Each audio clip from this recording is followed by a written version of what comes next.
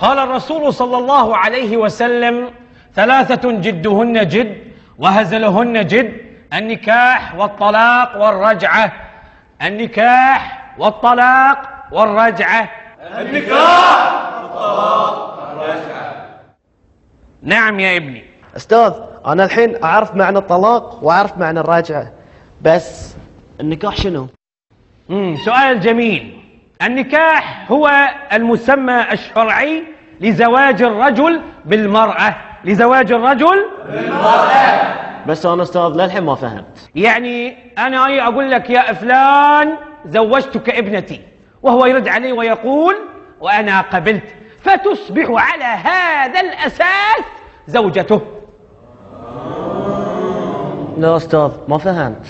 يعني يا جاسم أنا أقول لك: يا جاسم زوجتك ابنتي.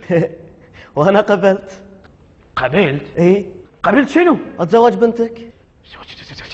زواج بنتي يعني؟ إيه. لا لا لا لا يا طلق طلق الحين أقول لك طلق. لا أستاذ بابا مطلق. شنو مو مطلق بها؟ أنا كنت أشرح لك الدرس، ما كنت قصدي أن أزوجك بنتي. أستاذ الحين أنا تزوجت بنتك على حسب شرحك لنا، وكل الصبيان في الصف الحين شهود، صح؟ صح.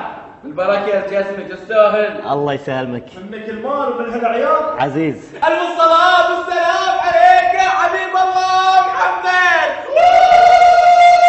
وبارك أرسل بينك وبين قمر واللي ذبح بين حمرين الله يطول بعمره.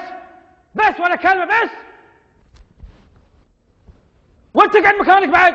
وانت طلق الحين طلق الحين طلق. لا أستاذ بابا مطلق. طلق زين. سمعوني الحين راح اشرح لكم موضوع الطلاق، وابيكم تركزون في ذي الموضوع، خاصة انت. الواحد اذا بيطلق زوجته لازم يقول لها: يا مريم انت طالق. سمعتوا؟ وراح ابتدي فيك يا جاسم. يلا ريبيت وذ مي.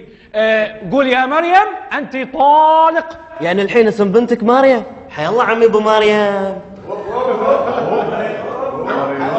بس تدري عاد؟ قوم. المدير تعال عند المدير.